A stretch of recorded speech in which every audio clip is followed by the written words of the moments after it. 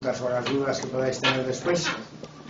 En un principio este acto estaba programado para que participaran dos personas: Desiderio Martín, secretario de formación del Secretariado Permanente de CGT, y una compañera, Conchi Gracia, de Ecologistas en Acción, que no ha podido venir por motivos personales.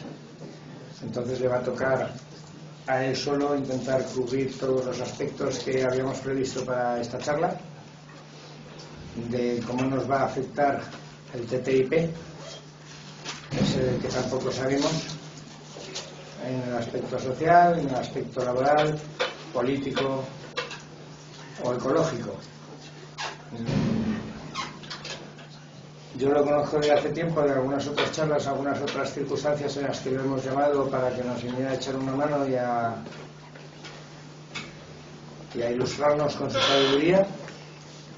No tengo gran cosa más que decir. Vamos a dejar lo que nos asuste él con la que se nos viene encima. ¿Vale? Entonces te dejo aquí ya. Luego, si eso, pues hacemos debate, si toca.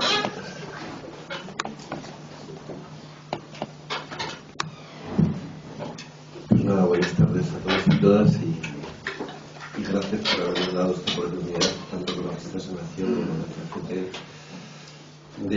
y CNT, perdón, y SOAC. Lo siento, no conozco y Luz y Eco y todo el mundo. Estoy de acuerdo.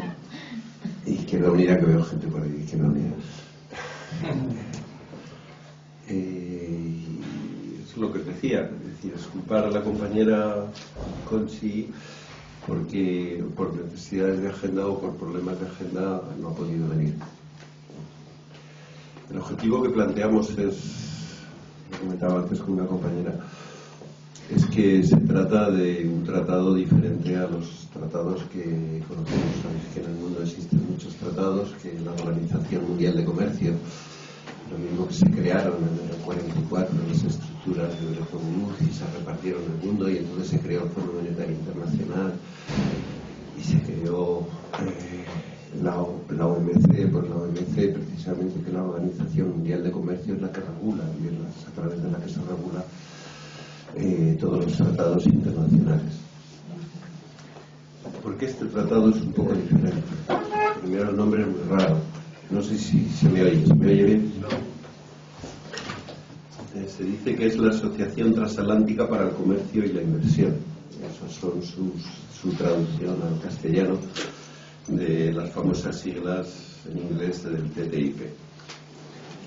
Con lo cual estamos hablando de dos cosas, del comercio y de la inversión. Dicen, bueno, ¿y por qué ahora, entre dos bloques, dos economías absolutamente hegemónicas, o que al menos tienen hasta ahora la hegemonía con respecto al comercio y a las inversiones a nivel desde el mundo mundial, se ponen a hacer este tipo de tratados, cuando la propia Unión Europea pues mantiene 3.000 tratados, 3.000 tratados bilaterales en los cuales unos se hacen con unos y otros se hacen con otros.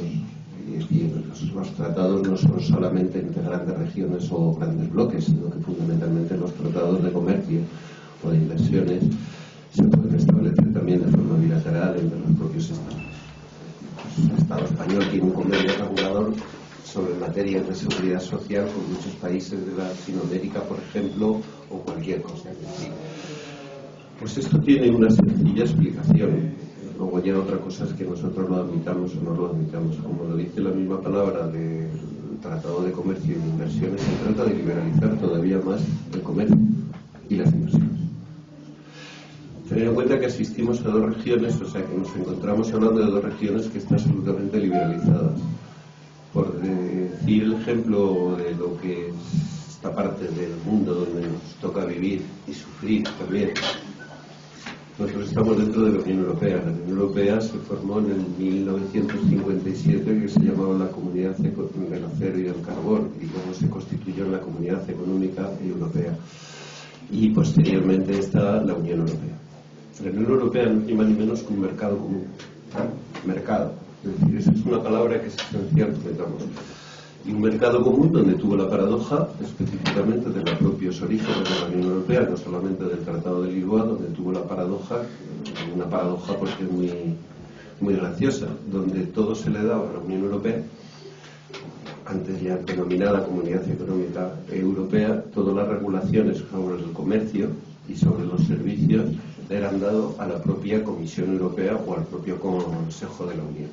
Y en cambio las legislaciones sociales y laborales le pertenecía a cada uno de los estados. Es decir, tenemos una cosa en común para el comercio, para el mercado, y en cambio para las regulaciones sociales, medioambientales, laborales, sobre todo, se le dice a los propios estados que son ellos los que tienen que adoptar las políticas sociales y laborales con respecto a esas relaciones de las mercancías y de las inversiones, que detrás de ello, de todo el comercio, pues sabéis que lo único que existe son relaciones sociales, es decir, tanto en los precios de las mercancías como en los precios que se paga por los trabajos de producción de esas mercancías o de distribución de las mercancías.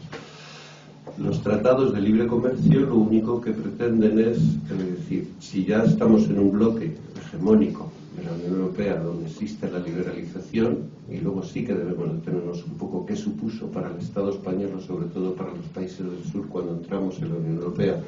Nosotros entramos en el 86, Grecia entró en el 85, Portugal también en el 86. Esos países del sur que ahora estamos pagando las consecuencias de unas políticas concretas sobre ese mercado y sobre ese negocio, pues en el Estado español, me quiero detener en esto para que no creamos que estamos asistiendo a algo que está por encima de nosotros, sino que ya vamos a sufrir. En el 86 se liberalizó toda la economía española. ¿Qué significa liberalizar, por ejemplo, unos sectores enteros a partir del año 86, sobre todo los que tienen mucha relación con el cotidiano, con la vida de la gente, como el sector de la energía? Se empezó a liberalizar el sector de las telecomunicaciones, el sector de la movilidad, etcétera. Es decir, se liberaliza todo eso.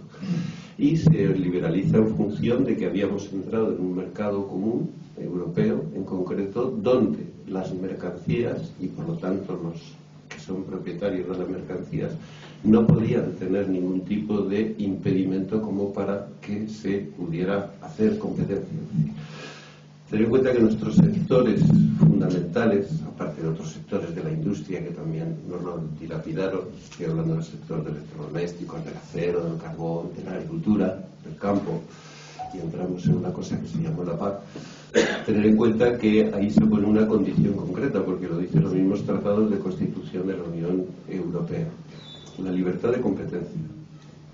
Eso es esencial, la libertad de competencia y el movimiento de los capitales. No pueden existir impedimentos, y por los impedimentos o regulaciones en concreto se están refiriendo a las regulaciones que les son dados a los países de los estados nacionales. Por ejemplo, en todo el sector de telecomunicaciones, conoceréis que Telefónica era pública, al menos en una empresa estatalizada. Al entrar en la Unión Europea o en la Comunidad Económica Europea, en aquellos momentos había que liberalizar eso. Pues parte de ahí, nuestra electricidad, la energía, también era pública. Vamos, pública, era estatal. Otra cosa es la gestión de eso público. Y eso suponía que no se entraba en unas condiciones asequibles para los detenedores de la propiedad de ese producto y de ese servicio. En este caso nos estamos refiriendo a servicios esenciales. Es decir, un bloque tan liberal o tan liberalizado como es la Unión Europea va a hacer negocios o está haciendo negocios a través del Tratado Transatlántico con el bloque más liberalizado que ha existido o que existe en la economía mundial. La economía y en la política mundial, que es Estados Unidos. Estados Unidos tiene absolutamente todo liberalizado. Y cuando decimos todo liberalizado es todo. No solamente se está refiriendo a la libertad de competencia de los mercados, que no pueden encontrar ningún tipo de impedimento, es decir, no pueden encontrar regulaciones que limiten la capacidad de colocar mercancías, capitales en esos intercambios, más allá de lo que son las regulaciones arancelarias. ¿Cómo se está vendiendo este tratado? Bueno, el primer hecho que sí que nos interesa significar que hay que cambiarle el nombre. No se le puede seguir llamando un tratado transatlántico de libre comercio o de comercio e inversiones entre dos regiones de la Unión Europea y Estados Unidos. El nombre hay que cambiarlo y decirlo que es un acuerdo entre las empresas o de las grandes corporaciones de un lado del Atlántico y de otro lado del Atlántico contra los pueblos o contra las personas o contra las gentes de la Unión Europea y de Estados Unidos. Porque el acuerdo solamente regula, es decir, solo se liberaliza en función de algo muy curioso que dicen en la introducción, de cuál es el objeto o la finalidad. Según sus propias palabras, dicen que es eliminar las barreras reguladoras que limitan los beneficios potenciales de las corporaciones transnacionales a los dos lados del Atlántico. Eso está en el objeto del por qué se han juntado. Luego veremos el por qué se han juntado y cuál es el fin que se persigue. Es decir, ellos plantean que hay que eliminar aquellas barreras que impiden al capital, bien en productos de mercancía, bien en productos de servicios, bien en productos de inversión, en concreto, que eso es lo que se llama liberalizar el comercio. Hay que eliminar todas aquellas barreras. Como lo están vendiendo las poblaciones, es de la siguiente manera, es decir, hay que quitar aquellas barreras arancelarias. Bueno, existen muchos documentos donde los aranceles en estos momentos son absolutamente ridículos. Creo que los datos, según la propia Comisión Europea, son para la parte de la Unión Europea no llegan al 2,5% los aranceles y para Estados Unidos al 5,5% o al revés. En media, globales. Luego ya están aranceles sobre la agricultura, aranceles sobre otro tipo de servicios y de productos. Cuando ellos están hablando de eliminar las barreras, lo están hablando en concreto de eliminar todas aquellas barreras que tengan que ver con normativas que afecten al impedimento del movimiento libre de los capitales, lo que se llama la liberalización total y absoluta. ¿Cuáles son aquellas barreras que están en normativas concretas? Pues son normativas que afectan a los derechos laborales, a los derechos sociales y a los derechos medioambientales y también a los derechos fiscales. Esta negociación que se lleva haciendo desde más o menos, creo que es junio del 2013, ¿quiénes son los sujetos, las personas que están negociando? Pues supuestamente es el secretario de Comercio de Estados Unidos, el que representa a ese poder en concreto que está negociando, y por otra parte está la Comisión Europea a través de sus comisarios y a través de las personas que designan la propia Unión Europea. Es una negociación que en la propia práctica los sujetos y los protagonistas, y para los que están afectados o los que estamos y las que estamos afectados por este tratado, no contamos absolutamente nada. Y no contamos desde el hecho democrático, que es lo primero que hay que criticar. Es decir, que estamos asistiendo a un golpe de Estado.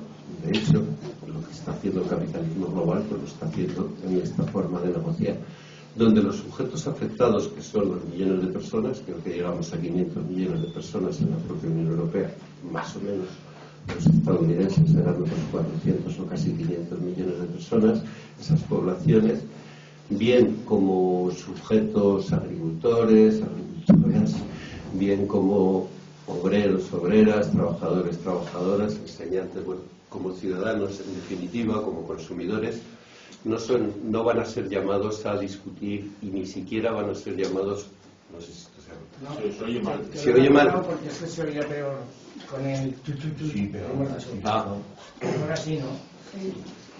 ¿Se oye? Bueno, lo primero que queríamos denunciar es el hecho antidemocrático. Un hecho antidemocrático porque los que están negociando son realmente las transnacionales. En las diapositivas que planteamos, no me lo ha traído el PowerPoint porque creí que lo iba a traer Conchi, luego como Conchi no ha podido venir, pido excusas por eso. Se ve muy bien quiénes están negociando. Es decir, pues están negociando las multinacionales a través de sus lobbies. Sabéis que en Estados Unidos, por ejemplo, el hecho de que allí no se llaman parlamentarios, no sé cómo se llaman, los diputados, los que son elegidos, senadores, los senadores, en concreto, pues detrás de cada senador existen como 5, 6, 20 o 30 o 50.000 personas en los cuales son lo que se denomina lobbies, que están influenciando sobre las leyes y las normativas que se discuten en el legislativo, que en este caso es el Senado. Esos son los que están negociando, en realidad. Ni siquiera los propios europarlamentarios de la Unión Europea les he dado a conocer parece ser que lo tienen metido en una sala, los documentos en concreto de las diferentes materias que se discute. Contaba, me parece que era la compañera, la eurodiputada de Izquierda Unida, que cada vez que quieres entrar en esa sala donde están los documentos, te desnudan de todo, no te dejan grabar absolutamente nada, te quitan los teléfonos móviles y no puedes acceder aparte de los contenidos que se están discutiendo. Es decir, lo que queríamos en primer lugar decir, el hecho antidemocrático. Antidemocrático significa que ni ellos mismos están respetando las reglas de juego. No solamente los europarlamentarios, no sé si lo conocerán en algún día en su totalidad, sino que los contenidos concretos de las afectaciones específicas, que luego hablaremos de ellas, de este tratado, son desconocidos para la inmensa sociedad. Pero es que además son desconocidos para los que supuestamente representan el interés general. ¿Quiénes representan el interés general? Pues, supuestamente son los parlamentarios del Parlamento Europeo, por una parte, y en Estados Unidos quien lo representa. Las grandes asociaciones, bien de consumidores, bien de agricultores, bien sindicales, bien medioambientales, ecologistas, etcétera, tampoco son consultadas, es decir, consultadas con derecho de veto o con derecho concreto de influir en la verdadera negociación. La negociación se hace de forma secreta, se desconocen los contenidos y todos los contenidos que nosotros y nosotras conocemos hasta ahora son porque se han filtrado bien a través de Wikileaks o a través de otros documentos, en concreto que haya habido gente que lo ha podido saber. Por ejemplo, toda la afectación de los servicios públicos en lo que respecta a la salud, lo que respecta a la educación, lo que respecta al agua, lo que respecta a la enseñanza, también se han conocido a través del famoso TISA y a través de documentos específicos que se ha podido ir sacando, insisto, a través de Wikileaks fundamentalmente. Con lo cual, ¿dónde queda la política sobre esa regla del juego? ¿Dónde queda el hecho democrático? Es decir, eso es lo primero que hay que discutir. Es decir, mucho menos van a ser consultadas. ¿Cómo se va a llegar a este acuerdo al final, si se firma o no se firma? Pues es algo que el propio tratado de la Unión Europea, por el cual se rige en estos momentos, supuestamente se tendrían que hacer consultas a los pueblos, es decir, a las personas. Y cada parlamento, cada estado, cada nación tendría que hacer una especie de referéndum o hacer un referéndum, una especie de referéndum si realmente contara el hecho democrático de la participación de la gente y decir si queremos o no queremos este tipo de tratado. Hay dudas jurídicas al respecto, pero dudas jurídicas tan serias como que se considera que ni siquiera el propio Parlamento va a tener capacidad de decisión, sino que va a ser el propio Consejo quien va a decidir si se firma o no se firma y con los contenidos que se firman. Es decir, ya no solamente no se va a consultar a los pueblos a través de los parlamentos, que supuestamente una de las interpretaciones que habría sobre el Tratado de Lisboa, que es el que rige en estos momentos, es que habría que consultar, hacer una consulta concreta para que dijeran cada uno. Pasaría un poco igual que con la Constitución Europea, que sabéis que no siguió hacia adelante porque hubo dos países que dijeron durante 2 veces, Irlanda y Francia una vez, Irlanda 2 veces, que dijeron que no. Entonces ahí estaba el principio que tenía que ser por unanimidad. En esto no nos van a dar ni siquiera esa posibilidad, a no ser que las personas, los pueblos, las ciudadanías, los trabajadores y trabajadoras, los agricultores y agricultoras, les toquemos tanto las narices que lo que sucedió el día 18 de abril pasado, no sé si lo conocéis, pues hubo una acción global contra este tipo de tratados y en concreto contra el Tratado Transatlántico. Es decir, como las personas no nos pongamos en movimiento, no va a haber capacidad de poder parar esto. Y digo no va a haber capacidad ni siquiera parlamentariamente, es decir, imaginaros que el Parlamento Europeo decidiera que es al final quien tiene la posibilidad de sancionar jurídicamente y darle validez o no validez al Tratado Transatlántico. Bueno, pues no va a haber capacidad porque ya lo decía el propio secretario de Comercio cuando en las últimas elecciones al Europarlamento le decían, es que ha avanzado mucho la izquierda, o lo que se llama grupo de izquierdas a nivel europeo, y decía, bueno, sí, pero es que resulta que entre los socialdemócratas, los PSOEs, esas cosas que se llaman en cada un sitio más las derechas tradicionales y clásicas, los dos liberales, suman más del 52% del Parlamento, con lo cual ni los verdes, ni los de izquierdas, ni el grupo de izquierdas van a contar absolutamente nada. Aun en el caso concreto que fuera el Parlamento Europeo quien decidiera, el hecho electoral no va a resolver absolutamente nada, sino que van a sancionar este tratado transatlántico. Con lo cual, solamente entendemos nosotros que es, digo nosotros, cuando hablo de nosotros no hablo de la CGT, hablo de mucha gente que estamos metidos en la plataforma Stop TTIP o no a este tipo de tratado. En concreto, entendemos que solo la movilización de los pueblos y solo la movilización de la gente es la que va a ser posible, porque se nos ha negado y se nos va a negar el hecho democrático de poder votar si es el Parlamento Europeo quien lo va a decidir. En Estados Unidos no tienen ese dilema. En Estados Unidos quien decide eso es la Secretaría Directa de Comercio y por lo tanto el gobierno de Obama es un señor que ya dijo que uno de sus objetivos, son declaraciones, las podría leer textualmente pero tendría que mover muchos papeles, dijo textualmente que uno de sus objetivos de esta su segunda y última legislatura era que se aprobara el Tratado Transatlántico sí o sí. A él no le va a poner problemas ni el Senado ni el Parlamento. ¿Por qué se hace este tipo de tratado? Se necesita liberalizar todavía más el comercio, las inversiones. Estamos hablando de dos regiones en concreto, insisto, que son las más liberalizadas. No existen regulaciones limitadoras como para poder mover. Pues todo apunta a que se está repartiendo geoestratégicamente el mundo y entonces como se les ha movido la expansión de ese propio capitalismo y entonces se le está quitando cuotas de mercado por parte de otros actores, en concreto los llamados BRIC, son los famosos Brasil, los países emergentes, en los cuales ya le están quitando una cuota importante de economía de mercado a niveles globales y ya el mundo es finito y no tiene más capacidad porque el capitalismo llega a todas partes. No sé si quedará alguna aldea gala por ahí todavía en donde se rijan por otro tipo de criterios que no sea esta financiarización de la economía y esta mundialización y esta globalización.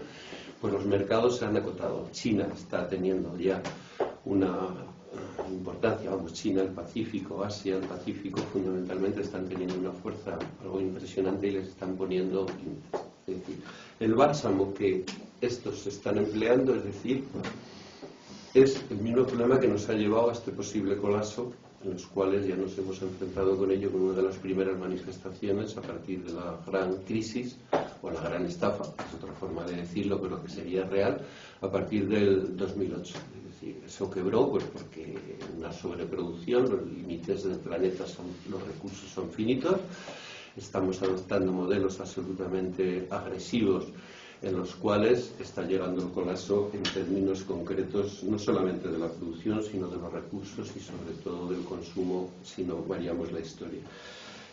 Pues a esto es lo que se les ha ocurrido con ese modelo expansivo y con ese modelo que nos ha llevado a esa gran crisis, es más de lo mismo, pero 3 veces más. Es decir, ¿qué significa esto?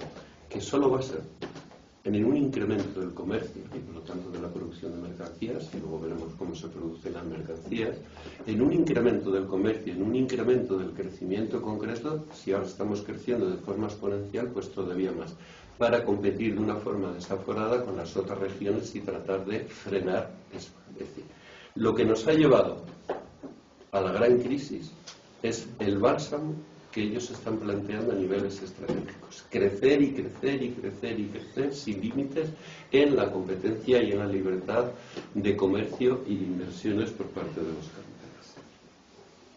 Esos serían los dos ejes esenciales. Es decir, primer eje, estamos ante un hecho absolutamente antidemocrático que no juega ni siquiera con sus propias reglas de juego, con lo cual el golpe de Estado que se da a niveles de las democracias formales representativas, las personas como trabajadores, como consumidores, como agricultores, como lo que queráis, es decir, como personas reales que nos afectan nuestra vida cotidiana, no contamos.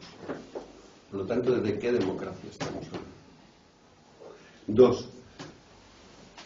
El tema es que no se puede hacer un tipo de tratado de comercio de estas características por lo que voy a contar adelante. Es decir, como este tratado se firme, no hay vuelta de hoja atrás.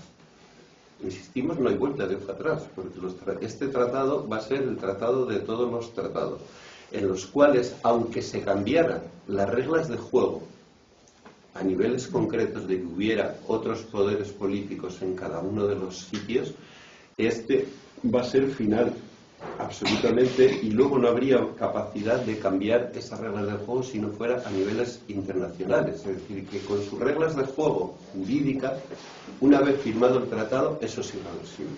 Luego lo veremos en concreto con diferentes cosas. Estamos asistiendo, por lo tanto, a que lo que ellos están planteando es que no existan límites regulatorios y a la liberalización total y absoluta del mercado, de las mercancías, de los productos y de las inversiones y del movimiento de los capitales.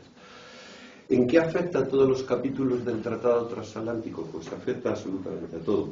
Es decir, trascienden, como decía, esas barreras arancelarias y está afectado a todos los servicios y todos los productos que se puedan poner en el mercado y todas las inversiones. Es decir, sector industrial, sobre todo el sector primario, absolutamente. Todos los sectores de servicios, cuando hablamos de sectores de servicios, estamos hablando de servicios esenciales que hoy son prestados en esta parte todavía de la Unión Europea a través de fundamentalmente el público. Imaginaros, por ejemplo, el servicio de la salud, los sistemas sanitarios, que por poner un ejemplo muy concreto, en los cuales son los estados los que son garantes de la salud de las personas a niveles globales. En Estados Unidos no existe un sistema de salud ni un estado de bienestar como nosotros conocemos.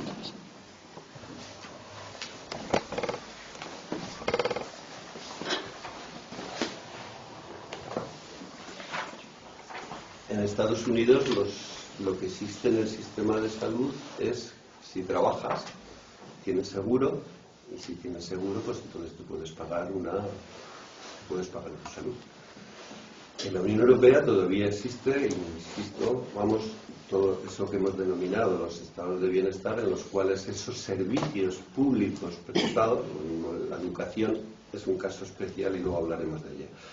Pero en el caso de salud sí que es muy fuerte y concreto, porque significaría que cualquier empresa, en cuanto que allí se llevan todo por empresas privadas de salud, cuento un hecho que se va a reproducir cuando este tratado se firme, ojalá no logremos que no se firme, que es el tema de, sabéis que Obama ha pretendido meter en un sistema de salud muy parecido al estilo de la Unión Europea.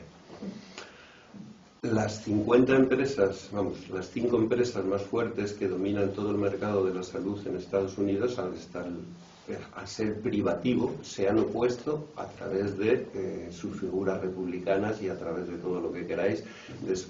Pero quien está impidiendo en la realidad de que los estadounidenses y las estadounidenses tengan un sistema de salud público y que por lo tanto se garantice la vida y la salud de las personas es el mercado. Firmado este tratado, esta es una de las consecuencias que tendría cualquier región del Estado español, por no irnos a la Unión Europea, cualquier región del Estado español, y yo que conozco la Comunidad de Madrid, si habría alguien de Valencia, pues también conociera la Comunidad Valenciana.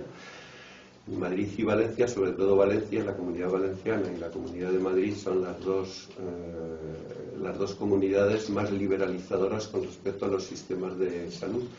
Esperanza Aguirre, esa que ahora nos quieren colocar, creo que de alcaldesa otra vez, fue la que liberalizó todos los hospitales y metió hasta los 6 nuevos hospitales siguiendo el método Alcira, que le llamaban, que es el sistema privado-público a través de gestión privada y propiedad pública a través de las constructoras. Pues Esperanza Aguirre ha privatizado gran parte de la gestión, no solamente en hospitales, sino también en atención primaria y en atención primaria. A partir de aquí, cualquier empresa norteamericana, sobre todo de salud, pudiera, en un momento dado, decir, imaginaros que hay necesidad en Aragón o en Huesca, hay necesidad en concreto de hacer 2 hospitales, 3 centros primarios de atención de salud. Eso, con el tratado en vigor, hay que sacarlo a lo que se denominaría concurso público, es decir, a ver quién es el mejor postor sobre una serie de condiciones, un pliego de condiciones, así es como se construye la oferta en el tema de salud, y entonces podría venir cualquier persona, cualquier persona, no, cualquier entidad, sea pública o privada, y ofertar. Estamos hablando de cosas esenciales. Insistimos, no es por ponerle drama, sino que consideramos que por primera vez se va a dar una vuelta de tuerca, y además con los agentes que hay. El que tenemos ahora de presidente de la comisión, bueno, excuso decir que todo el comercio a niveles mundiales, más del 70% a niveles mundiales de todo el comercio existente se hace a través de 500 multinacionales que hay en el mundo, ¿vale? De las cuales copan el 70%. Esas 500 multinacionales son las que están metiéndose en todo esto. De las cuales las de la salud, por poner un ejemplo, tienen unos intereses algo asombrosos. En Madrid, prefiero hablar de casos concretas y luego si queréis hablamos de lo general, pero en Madrid hay una cosa que se llamaba Capio, que esa pertenece a una empresa que ahora se ha redenominado en IDS, de no sé qué más historia.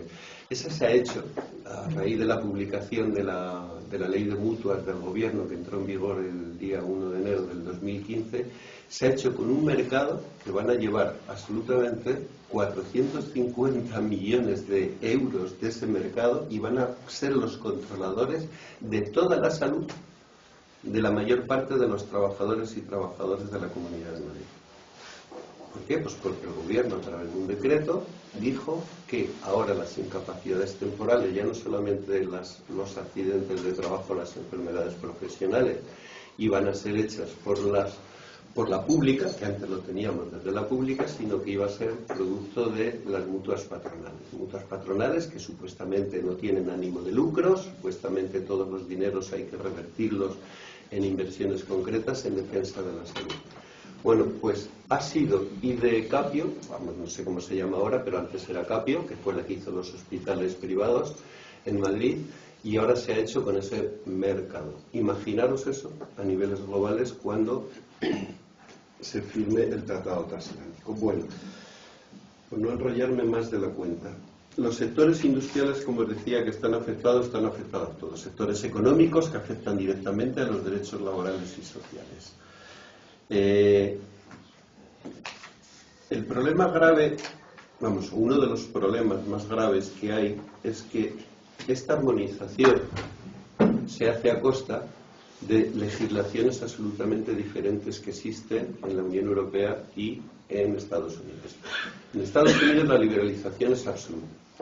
Por poneros un ejemplo, allí los estados no compiten sobre quién tiene más medios de innovación tecnológica, sino que compiten sobre los costes laborales de los propios trabajadores y de los costes fiscales y medioambientales que existen. Es decir, hay estados que compiten entre ellos. Cuando hablo de los estados de los USA, de Estados Unidos. La competencia hoy no viene dado porque una empresa sea capaz de meter un producto a través de una innovación tecnológica nueva, sino que la competencia está basada en los mercados actuales y en esta economía globalizada, en ver quién rebaja más los costes laborales, que serían los costes de producción más fuertes que hay, los costes medioambientales y los costes fiscales. En Europa está pasando un poco de lo mismo, pero todavía tenemos ciertas regulaciones que limitan ese tipo de cosas. Pero claro, tenemos al frente de la Comisión Europea un señor que se llama Juncker. Este señor fue primer ministro de Bélgica y ministro de Finanzas de Bélgica. Posibilitó que 300 multinacionales estuvieran haciendo juego sucio y no cumplieran con la normativa porque les puso unas exenciones fiscales donde el impuesto de sociedades existía por su ausencia y donde los límites para producir y competir era en base a eliminarles todas las barreras limitadoras que les pudiera poner a esos señores. Bueno, pues ese es el jefe de la Comisión Europea y el tipo que está negociando ahí. Si en Estados Unidos ya existe la libre competencia entre los propios estados, en la Unión Europea va a suceder absolutamente lo mismo en el momento concreto que se pueda firmar ese tratado. ¿Por qué? Porque actualmente en la Unión Europea existe una cosa que se llama derecho laboral. Por poner un ejemplo. Los derechos laborales son aquellos en los que obliga a tener unos salarios mínimos, en los que obliga a tener unas vacaciones determinadas, a tener un tiempo de trabajo determinado y una movilidad y unos derechos con respecto a las movilidades que hay. En Estados Unidos no existe el derecho laboral.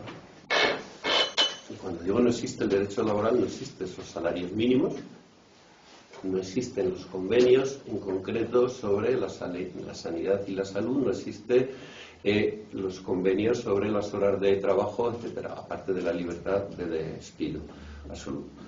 Si basamos todo en la libre competencia, que no puede haber impedimentos en la libertad de movimiento de los capitales, imaginaros que eso es lo que va a suponer. Es decir, pues va a suponer que si tenemos que igualar, como los aranceles son muy pequeños, aquí lo que hay que eliminar son todas aquellas barreras que determine que yo, empresario de McDonald's, no pueda meter mis productos aquí.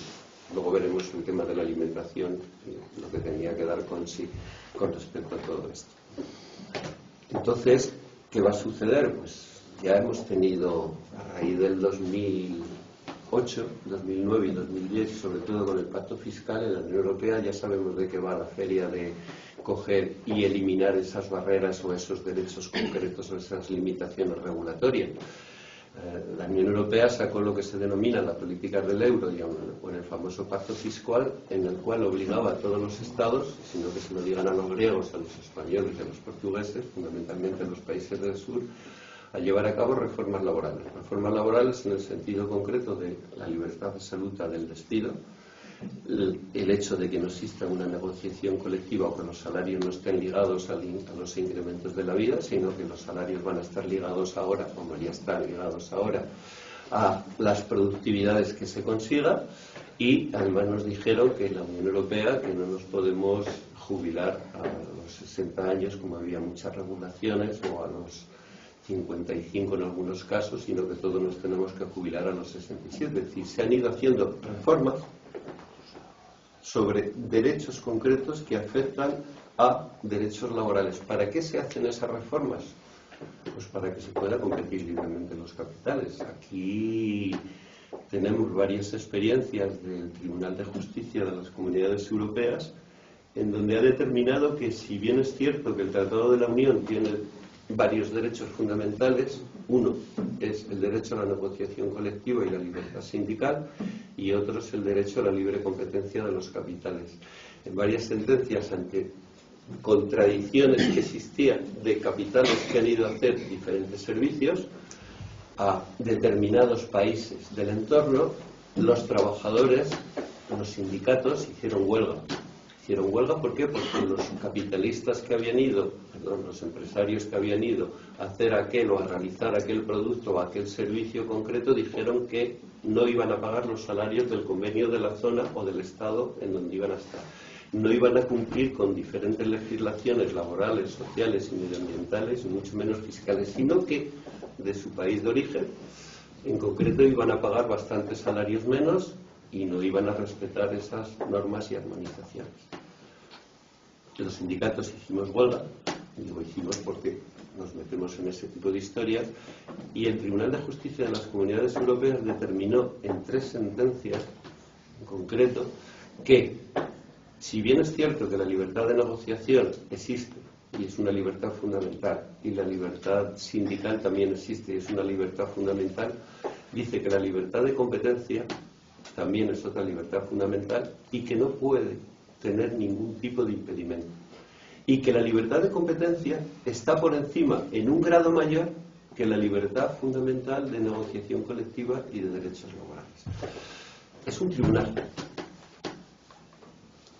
¿Qué se pretende con esto? Liberalizar absolutamente. Insisto, la Unión Europea ha tenido mucho de liberalismo. Ha liberalizado absolutamente todo. Todavía conservamos algún tipo de armonización o algún tipo de regulación específica. Y si lo comparamos con el otro bloque, ¿de qué estamos hablando? Entonces, ¿cuál va a ser la igualación? Esto es una carrera sin fondo a la igualación a la baja cero, donde no puede existir ningún tipo de impedimento, insisto, ni laboral, ni fiscal, ni social, con respecto al movimiento de los capitales y a las inversiones de los capitales. Ese incremento del comercio se va a hacer a costa de cualesquiera de los derechos que todavía podamos tener a las dos partes del Atlántico.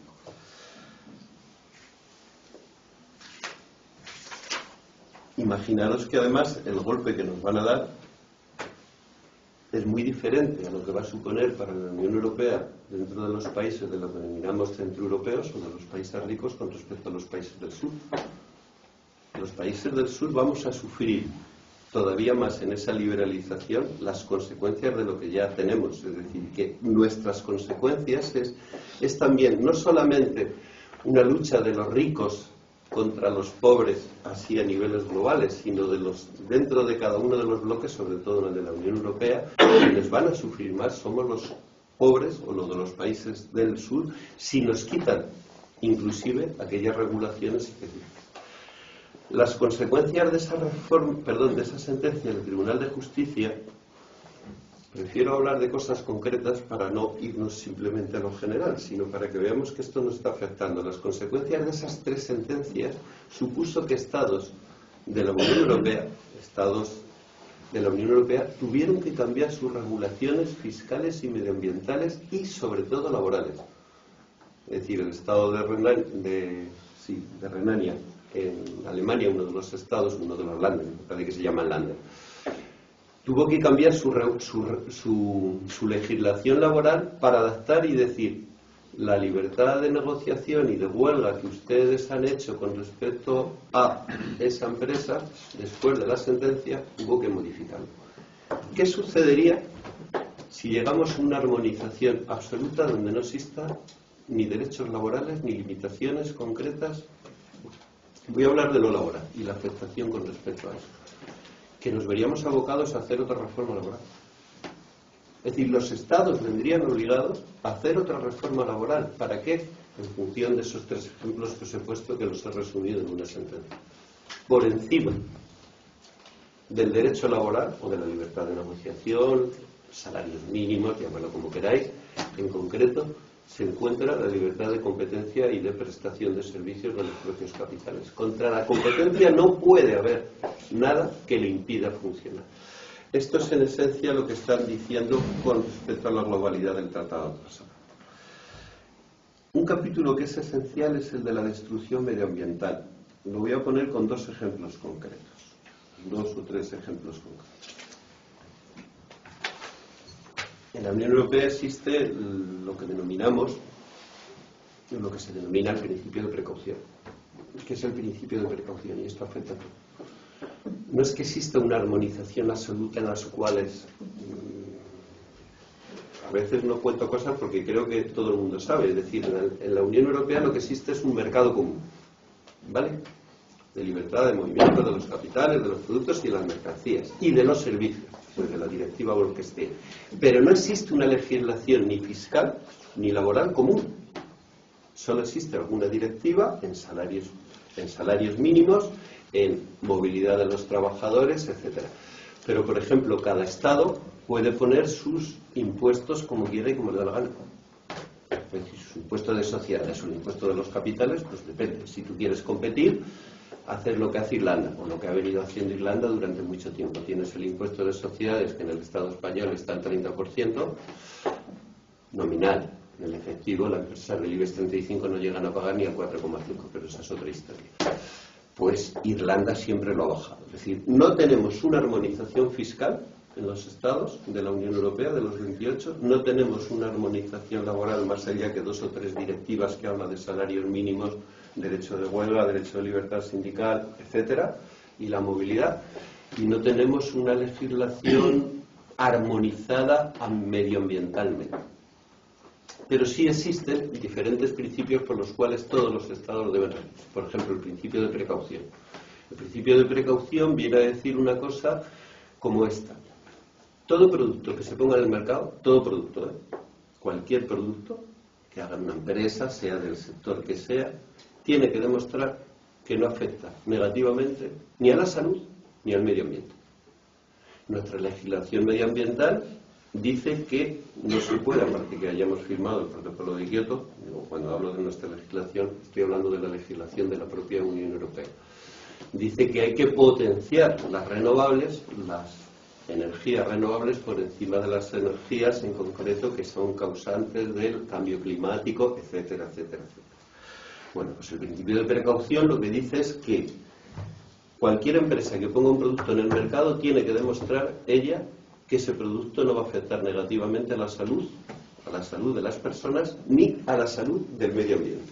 ¿Vale? En Estados Unidos todo lo contrario. Todo lo contrario significa que no existe el principio de precaución. Allí lo que existe es, si usted me dice que yo el producto que he colocado o que la carne que he hormonado para el engorde, todo ese tipo de historias, y colocarlo rápidamente en el mercado y además inundarle tal, será usted ciudadano o ciudadana que tenga que demostrar que ha sido dañino con la salud. Habréis visto muchas películas, algunas de ellas muy buenas, en las cuales desde los vertidos, desde el fracking, desde no sé qué, desde 40.000 cosas, son los propios ciudadanos que tienen que pedir justicia y demostrar que, claro, firmado el tratado, este principio de precaución tiene que desaparecer.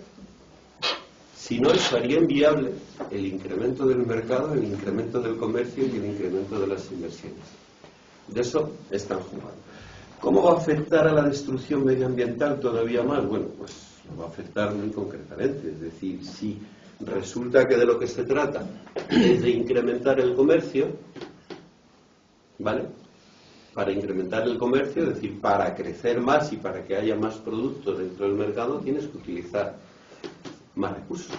Al utilizar más recursos, estás utilizando recursos energéticos escasos, aparte de los materiales. Estás utilizando sobre todo recursos hídricos muy escasos. Y al mismo tiempo, como incrementas y creces en la producción de mayores mercancías, que no se sabe muy bien para qué sirven, pero bueno, para eso, ¿qué sucede? Que las consecuencias de lo que tú estás lanzando sobre la atmósfera es todavía mayor. Es decir, la propia estudios de la Comisión Europea dicen que se van a lanzar, de llevarse a efecto este incremento del comercio, se van a lanzar 11 millones de monóxido de carbono o de no sé qué más historias y de mierdas ahí. Con lo cual, eso. Otra de las cuestiones donde está afectado son todos los productos del tema agroalimentario, lo que nosotros denominamos la soberanía alimentaria. Es decir, imaginaros que la agricultura de Estados Unidos, comparada con el modelo de agricultura de la Unión Europea, no es que sea muy distinta, pero sí que es bastante diferente. Bastante diferente porque allí existen 2 millones de granjas y aquí existen 13 millones de granjas, así a niveles globales. En una economía de escala eso es imposible. Si ahora resulta que yo voy a poder competir absolutamente con estos de forma libre, pues imaginaros todos los pequeños agricultores, no ya hablo ya de la agricultura tradicional y ecológica, sino los pequeños agricultores, medianos agricultores que no trabajan el campo de esa forma de arrobusín, es decir, trabajar el campo, la agricultura como si fuera una empresa para sacar beneficios con independencia de las consecuencias, van a desaparecer. O sea, van a desaparecer porque la economía de escala a la hora de competir o de eso les es imposible. Lo mismo va a suceder con toda la estructura industrial y con toda la estructura primaria. Nosotros tenemos, creo que a niveles de la Unión Europea, la pequeña y mediana empresa funciona como más o menos debe andar con un porcentaje del 90 o 93%. En el Estado español todavía es más serio, es decir, la pequeña y mediana empresa significa el 98%. ¿Cómo te vas a poder poner a competir con esta estructura industrial o productiva que tenemos con respecto a esta escala con gentes en las cuales, insisto, no vamos a poder hacer nada? Es decir, las multinacionales en concreto van a arrasar y eso va a significar, bueno, luego si queréis hablamos de la destrucción de empleo o de la creación de empleo, de los beneficios que nos están diciendo. Es decir, las propias economías de escala en un mercado libre que no está regulado y que no está limitado, lo único que va a tener son consecuencias muy serias sobre toda la estructura productiva, industrial y sobre sobre los agricultores fundamentalmente. No solamente sobre los agricultores, sino sobre todo el mundo que trabaja en ese tema de la soberanía alimentaria. Más ejemplos concretos de esto de la limitación con respecto al principio de precaución.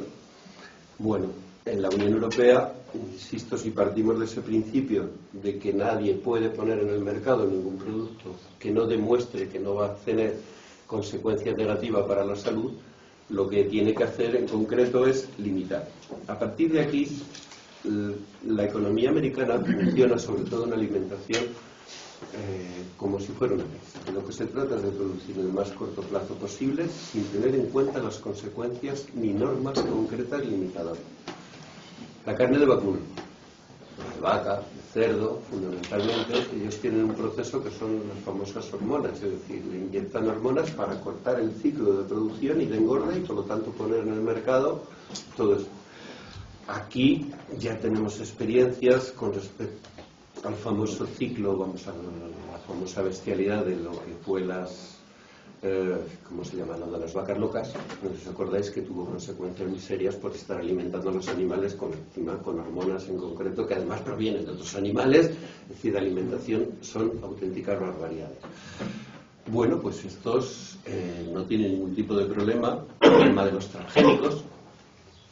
los transgénicos, que el otro día, por desgracia, ha autorizado la Unión Europea así la friolera de 7 u 8 transgénicos nuevos que se pueden modificar. ¿Qué son los transgénicos? Pues son productos modificados genéticamente. Genéticamente quiere decir que puedes modificar cualquier tipo desde el maíz hasta la soja y utilizarlo como quieras y como le da la gana. Se sabe que los transgénicos tienen consecuencias, al menos nadie ha demostrado lo contrario, que pueden tener consecuencias bastante negativas para la salud. No es que tengamos una legislación, yo me creí que sí, que existía una legislación unificada en la propia Unión Europea de prohibición de los transgénicos. No, eso jurídicamente cada Estado puede hacer lo que quiera y lo que da la gana. Por ejemplo, Francia tiene muchos transgénicos que nosotros no tenemos permitidos todavía. Es decir, que depende de cada uno de los estados. Pero en Estados Unidos el hecho de la producción de etanol, por ejemplo, y la utilización de los transgénicos, pues es lo que acordaron del acuerdo del NAFTA, por poner un ejemplo de estos famosos tratados transatlánticos, de estos famosos tratados de libre comercio. Cuando el acuerdo de NAFTA está hecho por Estados Unidos, Canadá y los mexicanos. Entonces los mexicanos les decían, no, se va a crear un mogollón de puestos de trabajo, algo asombroso. Bueno, una de las consecuencias que tuvieron es que había más de 15 millones de trabajadores y trabajadoras de mexicanos y de mexicanas que trabajaban en el maíz. Tener en cuenta que México es la cultura del maíz. A partir de esos 15 millones de trabajadores han tenido y ahora actualmente están trabajando en cualquier sitio, en cualquier maquila y en cualquier trabajo de estos de este ramo, porque no hay quien compita con el maíz transgénico, que tiene unos productos absolutamente ficticios, que tiene un precio absolutamente ficticio por parte de los americanos. Es decir, teniendo una economía en la agricultura como la tienen y poder utilizar de eso, ¿qué han hecho? Crear y eliminar la base alimentaria de los propios mexicanos. Es decir, un poco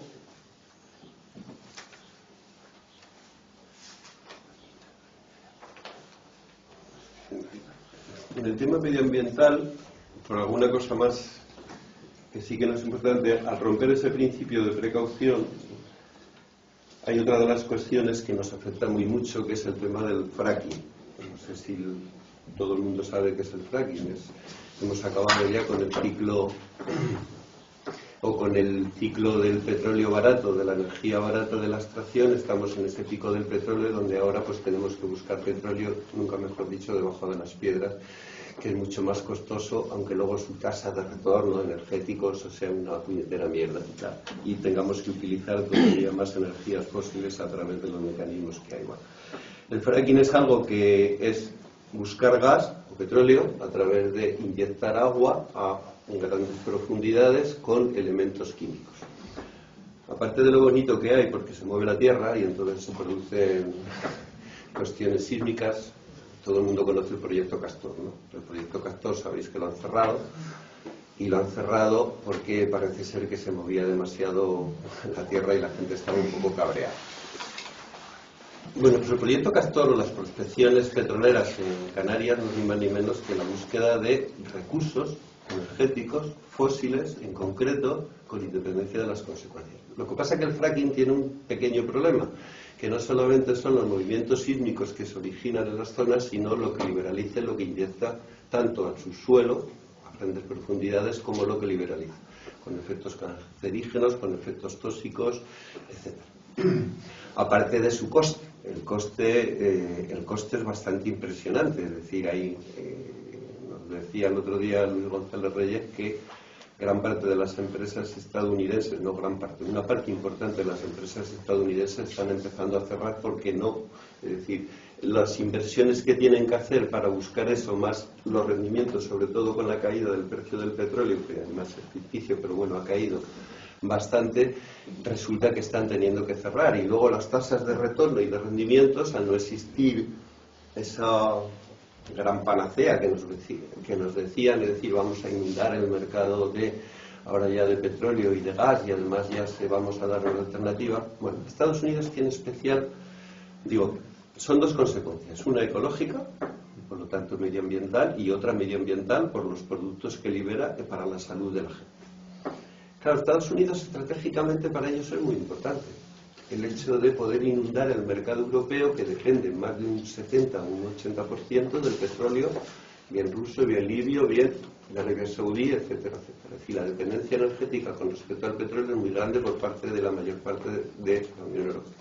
Estados Unidos ahora mismo tiene capacidad de autoabastecerse, ya no depende de eso. Su gran logro fue el fracking.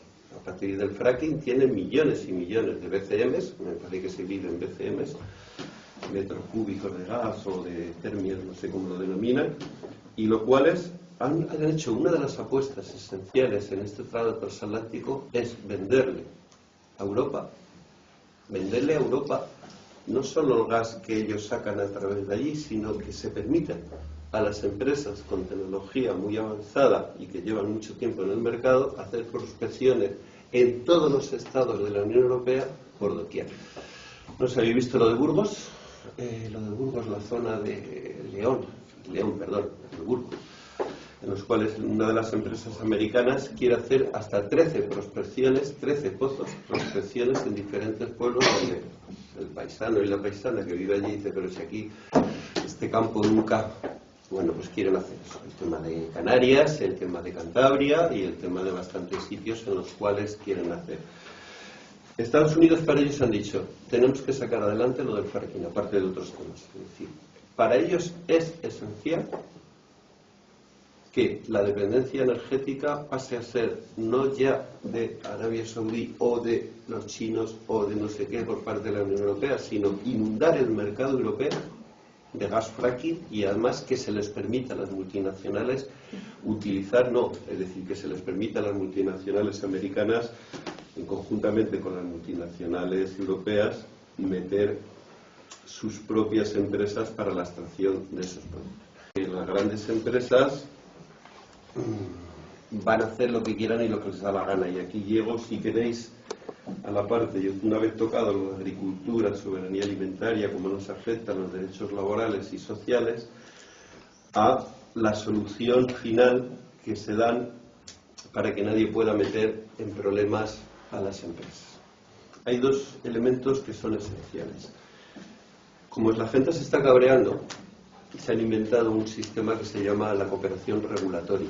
Quiere decir que para que no exista luego la solución de los conflictos, que luego hablaremos de ellos y veréis otro hecho antidemocrático donde los haya, y los conflictos que va a haber entre los intereses de las empresas en esa libre circulación de capitales y de inversiones y por lo tanto los intereses de los estados o de las legislaciones particulares de cada uno de los estados o de las comunidades autónomas o de los landes o como se diga, se han inventado una cosa que se llama de inicio vamos a hacer un consejo regulador o una cooperación regulatoria, que significa que aquellos estados o aquellas comunidades autónomas, en nuestro caso, que quieran sacar legislaciones o que no nos pongamos de acuerdo, por ejemplo, con el tema del fracking. Imaginaros que hay temas que no se ponen de acuerdo entre una parte, entre un bloque y otro.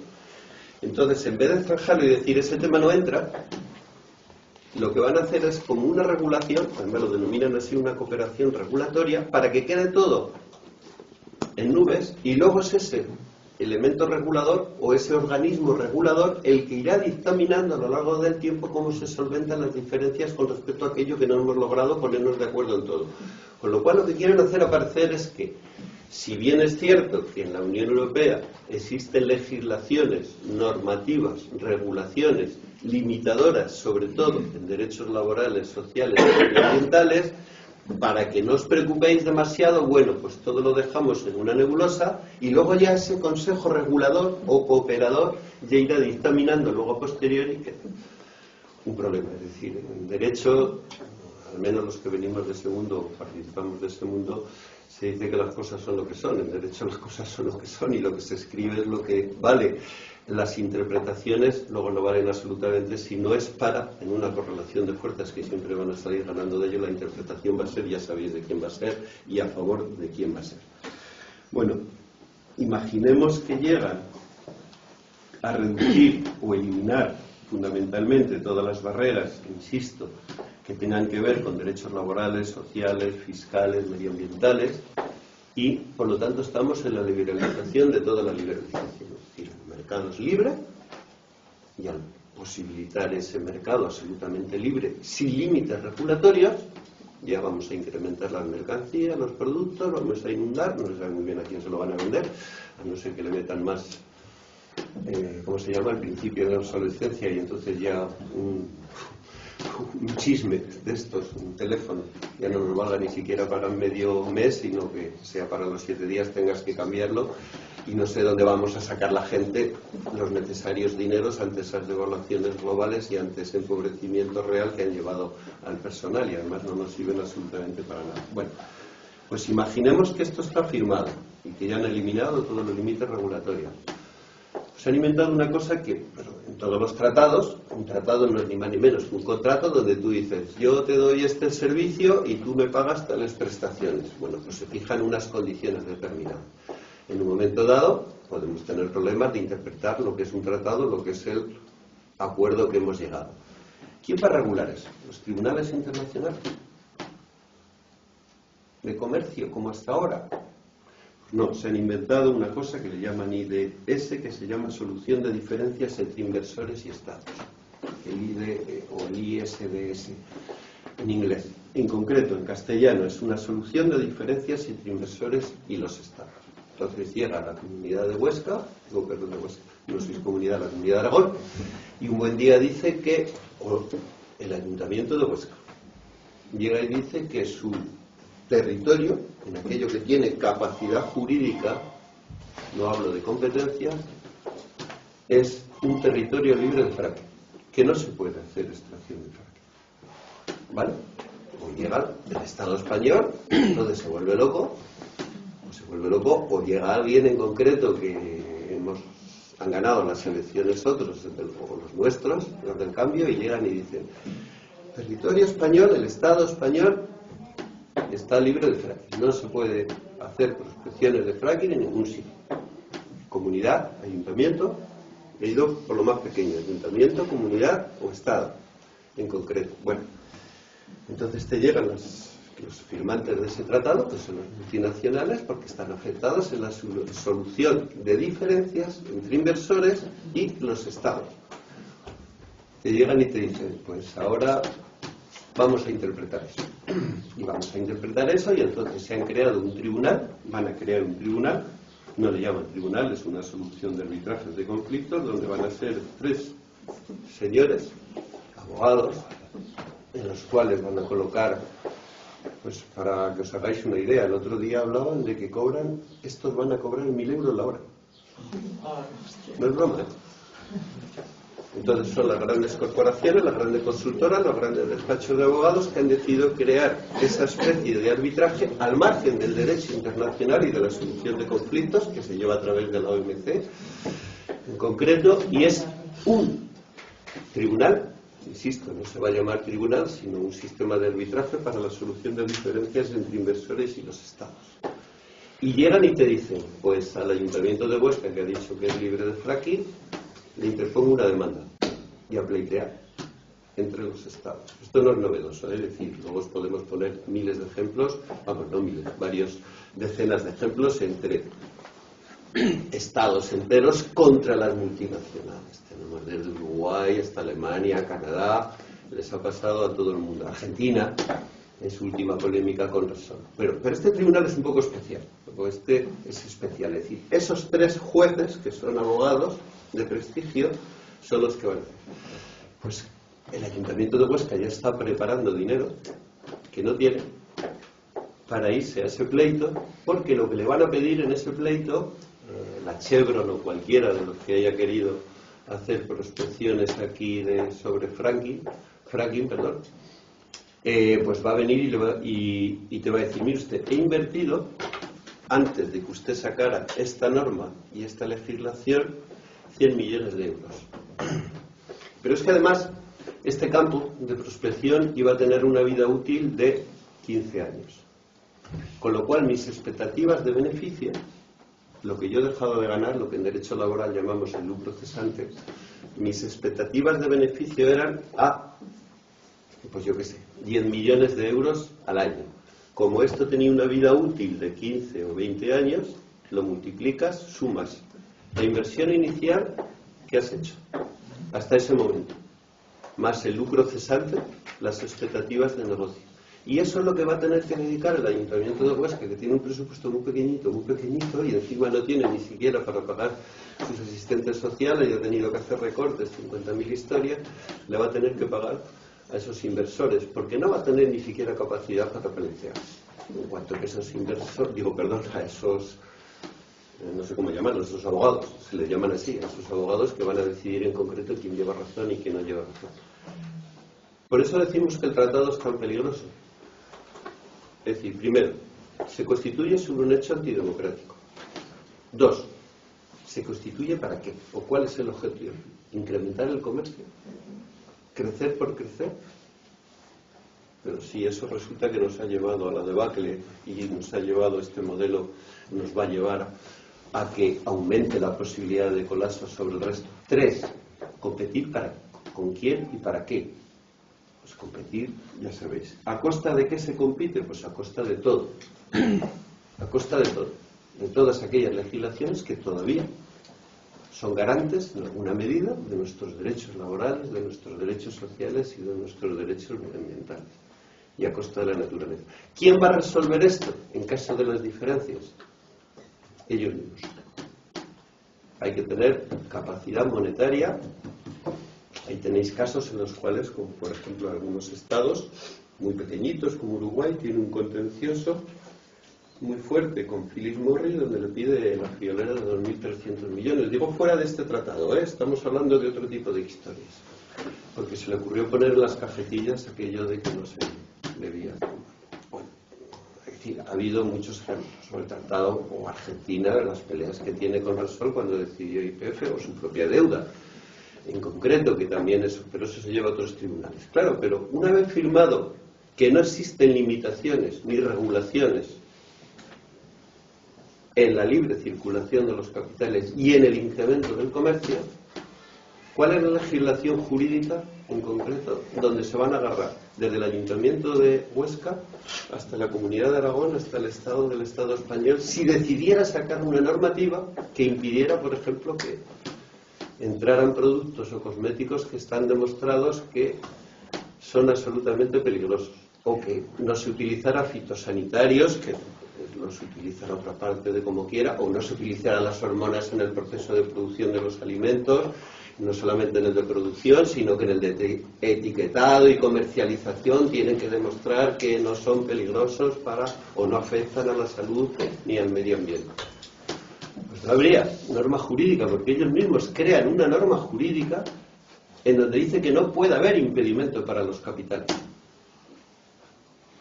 Eso es lo que es el liberalismo. Por eso decimos, es el tratado de todos los tratados, no afecta, no estamos asustando a nadie, sino que asustémonos todos y todas, porque las reglas del comercio liberalizado, ya hemos tenido desde el 2008 aquí bastante experiencia.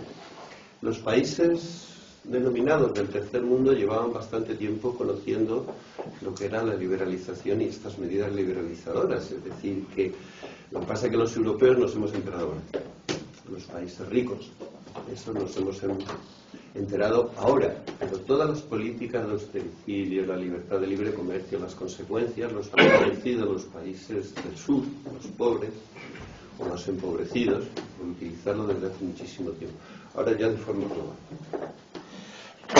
Y claro, si sus reglas de juego no valen, si es un hecho antidemocrático, ¿con qué reglas de juego vamos a jugar las personas como ciudadanos, como agricultores, como consumidores. Es decir, es tan, no sé cómo calificarlo, o no sabemos cómo calificarlo, pero es tan dramático. ¿Por qué? Pues porque afecta a toda la cadena de la vida. No solo afecta a los derechos laborales, o no solamente afecta a los derechos sociales, afecta a toda la cadena de la vida y afecta a todas las personas, en las cuales la participación no, es decir, no solamente la participación va a ser ridícula, sino que ni siquiera nos va a caber la posibilidad de vivir en unas condiciones como las que medianamente. No hablo ya de las consecuencias sobre generaciones futuras que, pues para todos y todas será conocido. Creemos que esto es lo importante, es decir, se trata de no tener charlas técnicas, hay documentos a mogollón y pudiéramos entrar en todos y cada una de las consecuencias, pero sobre todo se trata de decir, ojo, o somos las personas quienes nos oponemos a esto y creamos plataformas de oposición reales, y además que esto es posible, el día 18 de abril, por primera vez. Yo creo que fue un golpe bueno, y eso a pesar de toda la dificultad. Claro, a la gente, pues, ni en los centros de trabajo, ni en los centros escolares, ni en las universidades, este es un tema muy al uso. Más allá de la propia retórica que podáis llevar los partidos o que podamos llevar los sindicatos en nuestros documentos programáticos, de lo que se trata es de ser activistas reales, porque, insisto por última vez y ya me callo, y luego hablamos de lo que queráis,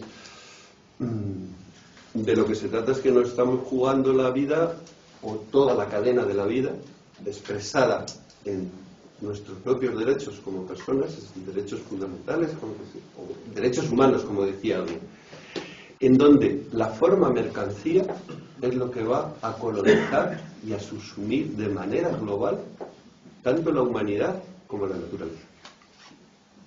Y creemos que eso no es de recibo, vamos.